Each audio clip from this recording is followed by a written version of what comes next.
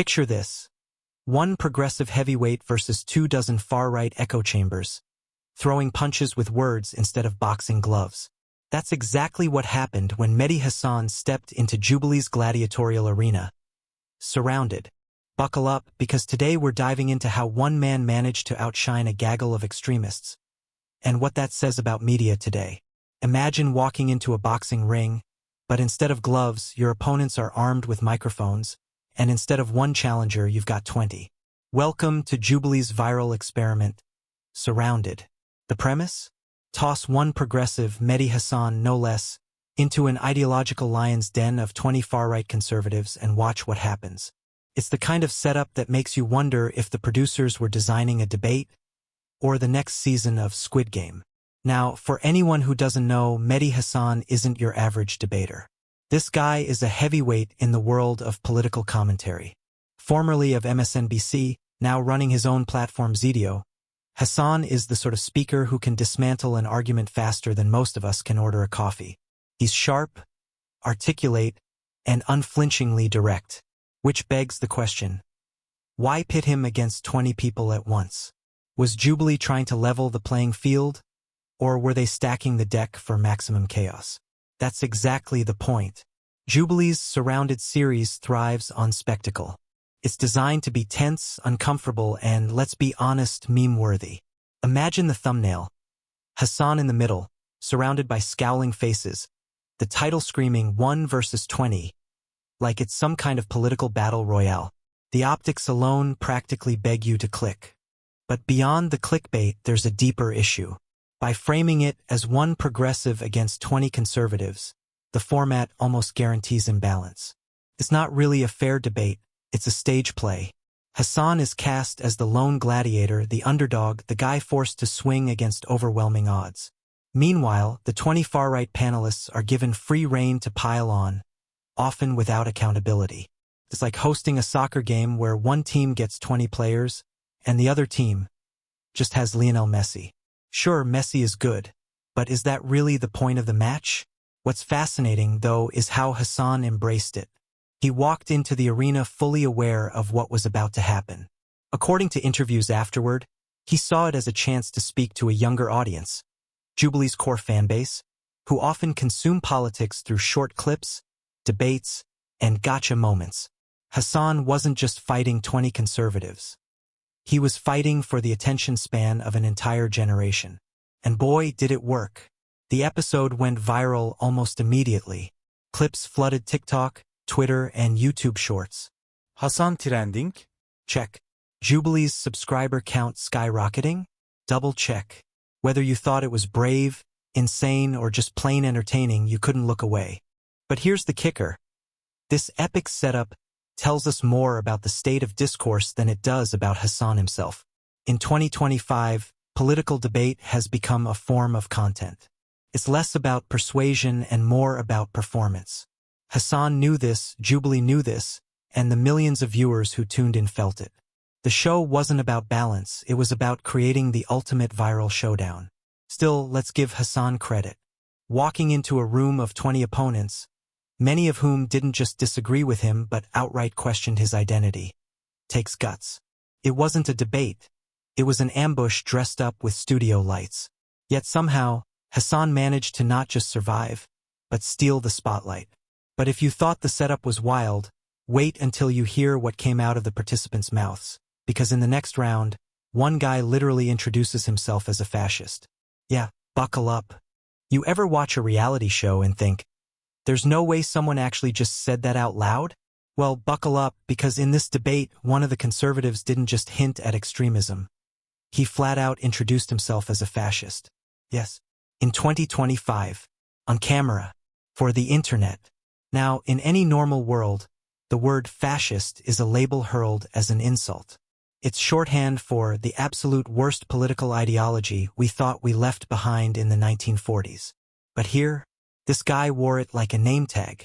Hi, I'm John. I'm a fascist. Nice to meet you. You could almost hear the record scratch. Even the other conservatives shifted uncomfortably in their seats. Mehdi Hasan's face? Priceless. It wasn't fear. It wasn't anger. It was more like Did this man really just brand himself with the political equivalent of Voldemort? Hasan seized the moment with a smirk and a question that cut deeper than any rehearsed talking point. So, you're openly aligning with one of history's most destructive ideologies, and you're proud of it? It was classic Hasan, calm, surgical, dripping with irony. But here's where it gets even more fascinating. The audience reaction online. Instead of dismissing the guy, a chunk of social media actually treated it like he was being brutally honest. As if admitting you're a fascist is some kind of flex in the era of keeping it real. It highlights something troubling. Extremism isn't always hiding in the shadows anymore. Sometimes, it's walking right up to the microphone, smiling, and asking for a glass of water. This is what makes Hasan's presence so vital. When confronted with that level of openness, most people might freeze or deflect. Hasan. He leaned in. He used it to illustrate a larger point. The mainstreaming of dangerous ideologies in America. In an age where algorithms amplify everything extreme, the fact that someone can casually label themselves fascist in a public forum shows just how warped the Overton window has become. And let's be honest, the guy didn't do himself any favors. His follow-up arguments were exactly what you'd expect. Authoritarian talking points dressed up as hard truths.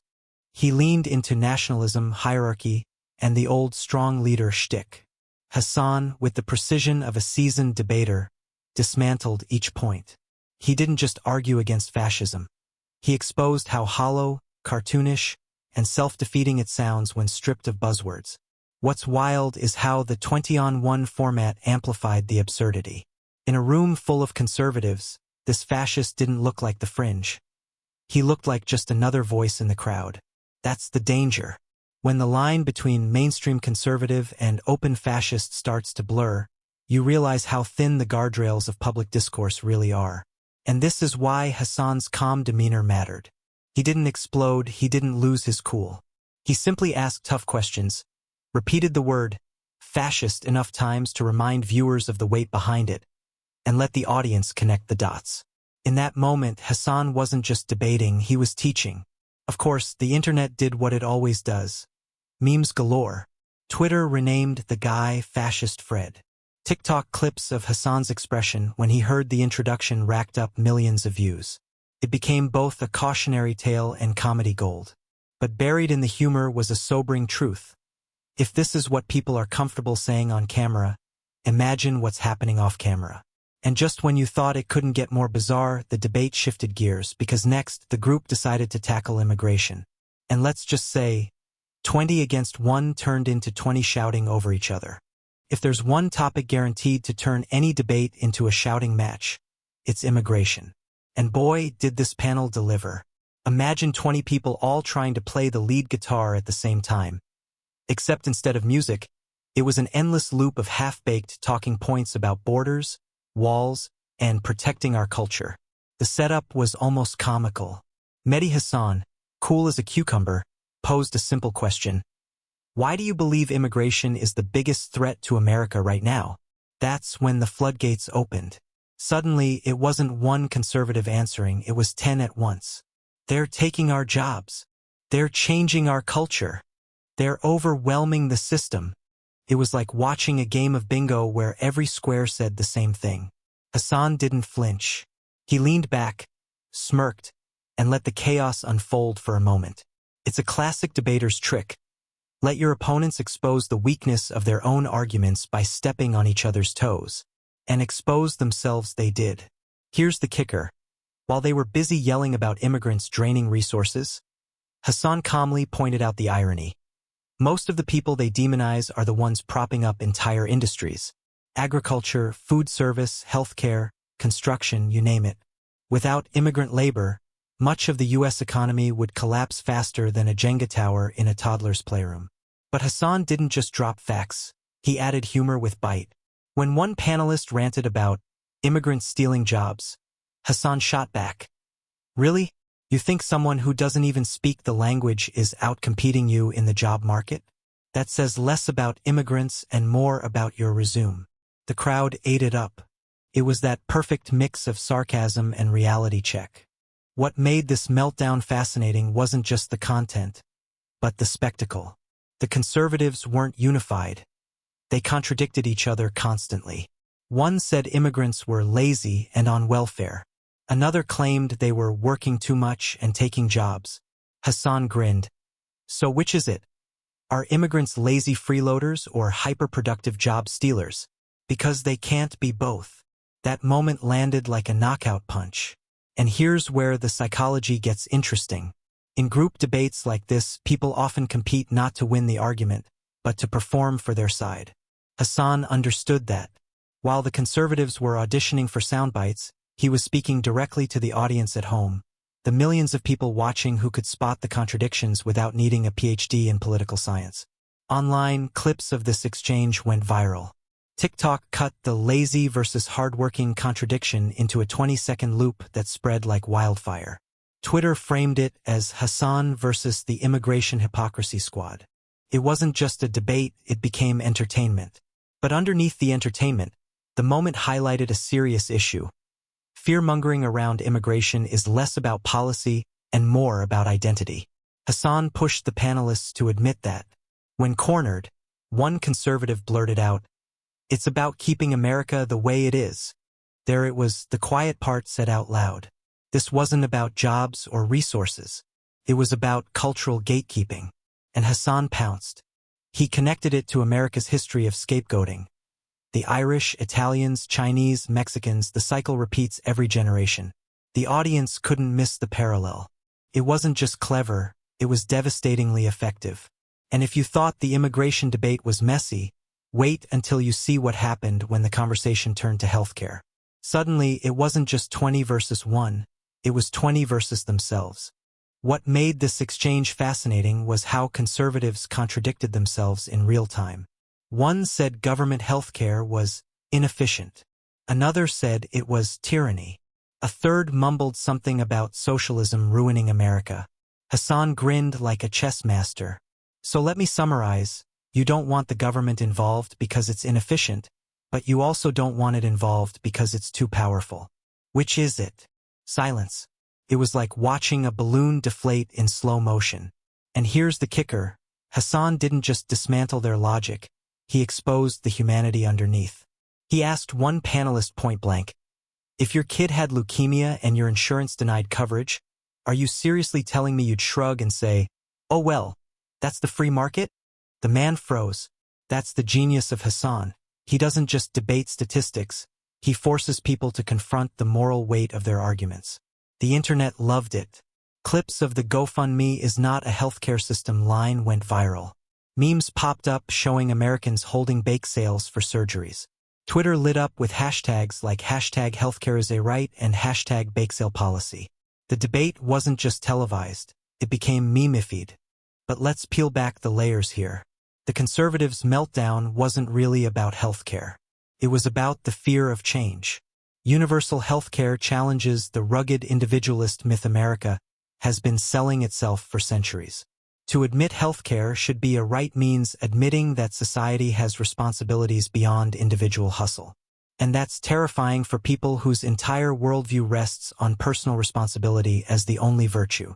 Hasan exploited that tension brilliantly. He framed healthcare not as a handout but as freedom, the freedom to live without bankruptcy, the freedom to switch jobs without losing coverage, the freedom to survive without depending on charity. And suddenly, it wasn't Hasan versus conservatives.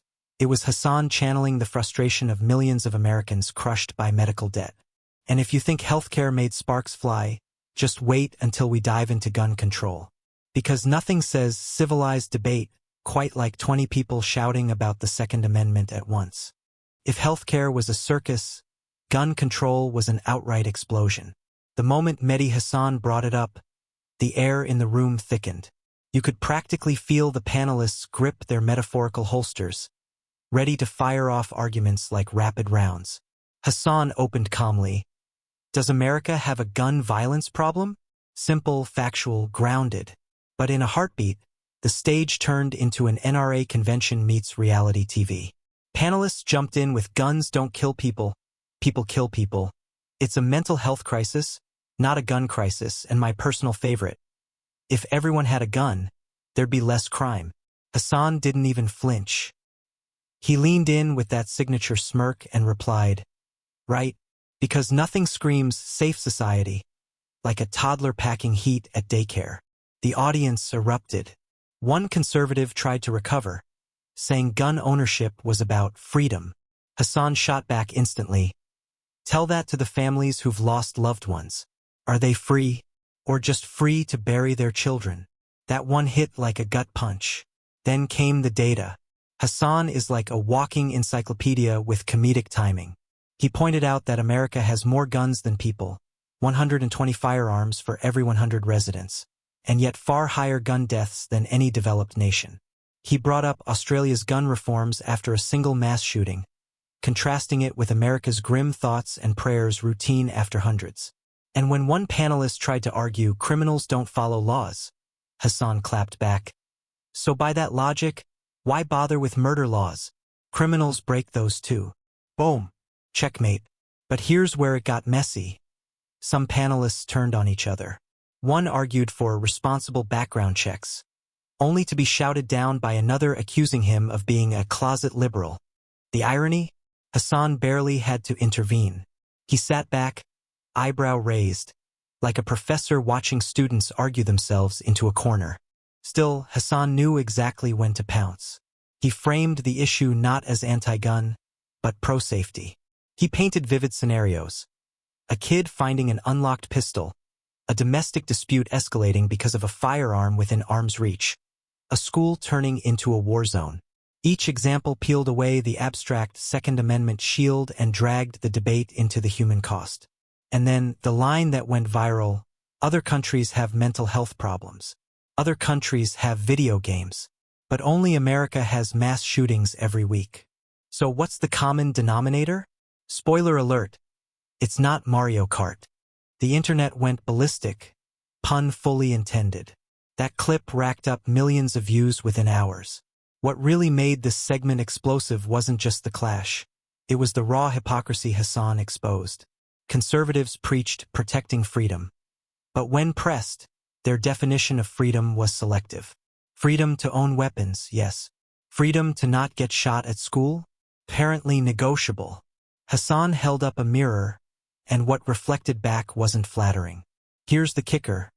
Some panelists clearly knew they were losing the narrative. You could see the cracks. Defensive tones, shifting arguments, contradictions piling up. Hasan called it out live. Funny how the solution to gun violence is always more guns. It's like saying the cure for lung cancer is more cigarettes. Ouch. By the end of the segment, you could feel the exhaustion. Panelists were red-faced, scrambling for talking points, while Hasan stood cool, collected, and razor-sharp. He turned one of the most polarizing topics in America into a masterclass on exposing contradictions, and he did it with humor sharp enough to cut steel. And if you thought the gun debate was intense, just wait until we get into climate change. Because apparently, when science enters the chat, the denial gets even louder. When Mehdi Hasan brought up climate change, you could practically hear half the panel roll their eyes so hard they almost sprained something. One panelist scoffed, "It's just weather." Another chimed in with, "The climate has always changed." Hasan grinned like he'd been waiting for this exact softball. He leaned in, "Right, the climate has always changed, but not at the rate of a toddler who just discovered Red Bull." The crowd chuckled, but the conservatives weren't laughing. They doubled down with the usual suspects: China's pollution, scientists faking data, green energy being too expensive. Hasan unleashed facts like a storm. Wildfires destroying California, hurricanes growing stronger, entire towns underwater. He pointed out that 97% of climate scientists agree it's real and human-driven, then asked the panel, "Do you trust scientists for your heart surgery? Your medication? Then why not trust them when they warn us about the planet literally catching fire?" The panel fragmented. Some muttered about job loss in coal. Others ranted about green tyranny. Hasan cut them off. "Imagine telling your kids you fought harder for coal jobs than for breathable air." That line burned hotter than the heat wave he was describing. The kicker: Hasan reframed the debate not as doom and gloom, but as opportunity. Renewable energy equals jobs, innovation, cleaner living. He flipped the narrative from sacrifice to progress, leaving the deniers gasping like fish out of water. And if climate denial made you sigh, buckle up, because next came the culture wars, and things got messy fast. This segment was less debate, more reality show. Hasan poked the hornet's nest with one word: wokeness. Suddenly, conservatives went off like fireworks at a July 4th barbecue. Everything was woke. Schools, movies, even potato chips. One panelist claimed, wokeness is destroying America. Hasan deadpanned. Really? Destroying America? I thought it was potholes and healthcare costs. But sure, tell me more about the dangers of inclusive emojis. The audience roared. From there, it spiraled. Pronouns, drag shows, cancel culture. Hasan, cool as ice, pointed out the hypocrisy. Conservatives raged against snowflakes, yet melted the minute someone challenged their worldview. He quipped, "The people screaming about free speech are the same ones trying to ban books." He also made it personal. Nobody's forcing you to attend a drag show, but your rules are forcing LGBTQ kids to feel unsafe in schools. Whose freedom are we really protecting here? That silenced the room. The brilliance? Hasan didn't mock individuals, he mocked contradictions. He turned their outrage into comedy, while grounding it in real consequences. Kids bullied, teachers silenced, communities divided. It wasn't just clever, it was devastating. And if culture wars had people red-faced, Hasan wasn't done. Next up, immigration. And oh boy, did that explode.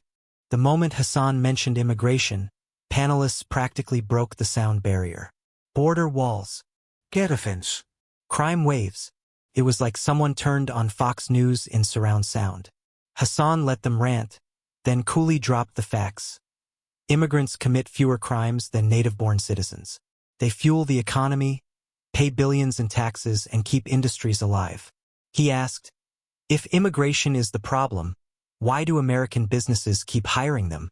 Do we blame the workers, or the system exploiting them? One conservative tried to play the illegal equals criminal card. Hasan fired back. Crossing a border without papers is a misdemeanor. By that logic, jaywalking makes you a hardened felon. Should we build walls around sidewalks too? The crowd erupted. He humanized the issue, too. Stories of families fleeing violence, kids separated from parents, people chasing opportunity. He painted a picture that shattered the caricature of dangerous invaders. And the final mic drop. If immigrants are really stealing jobs, maybe the problem isn't them working harder for less pay. Maybe the problem is employers paying less in the first place. Boom. Silence. But if you thought immigration was the big fight, wait until Hasan dropped the nuclear button. January 6th. This one was pure chaos. Hasan brought up the insurrection, and suddenly half the panel acted like it was a peaceful picnic. It was just tourists. Antifa did it. The FBI set it up. Hasan nearly fell out of his chair laughing. He pulled up footage. Rioters breaking windows, attacking cops, chanting about hanging the vice president. Tourists don't usually show up with zip ties and gallows, he snapped. That line hit like a brick. One panelist claimed it wasn't that bad. Hasan shot back. Really? A violent mob tried to overturn an election, and your takeaway is meh? That's like calling Pearl Harbor a boat accident. The room gasped. The beauty here was Hasan's precision. He didn't just fact-check, he connected dots. He showed how minimizing January 6th undermines democracy itself. He reminded them that police officers died, lawmakers hid under desks, and the world watched America's beacon of democracy flicker. Then, the knockout punch. You can argue policies all day, but if you defend an insurrection, you're not conservative, you're anti-democracy. Period. Mic drop. And just when you thought the fire couldn't get hotter, Hasan closed with the grand finale. Donald Trump. If the previous debates were storms, this was the hurricane. The moment Hasan said, Donald Trump, panelists turned into cheerleaders. Everything, every topic, every contradiction, got funneled back to Trump was right. Hasan smirked. The loyalty is touching, but if he told you to jump off a cliff, would you? One panelist shouted. Depends if the cliff had Hillary at the bottom. The crowd groaned. Hasan dismantled the myth piece by piece. Corruption, scandals, failed policies, lies. He pointed out how Trump's tax cuts benefited the rich, how his COVID response cost lives, how his lies about the election fueled January 6th. But Hasan's genius was humor. Trump said he could shoot someone on Fifth Avenue and not lose voters. Honestly, after listening to you all, I think he underestimated himself. The audience howled. Finally, Hasan zoomed out. This isn't about left versus right. It's about facts versus fantasy. If your entire worldview collapses without Trump, maybe it's time to ask if you believe in conservatism or just in one man. The silence was deafening. The debate ended not with cheers, but with reflection, a rare thing in this kind of spectacle. Hasan hadn't just debated. He'd exposed contradictions, entertained the audience, and reminded everyone what critical thinking looks like. So, what do you think? Did Mehdi Hasan hold his own, or did the panel hold their ground? Drop your thoughts below, share your own debate horror stories, and don't forget, smash that subscribe button for more wild showdowns where reason meets chaos. Until next time, stay sharp, stay witty, and question everything.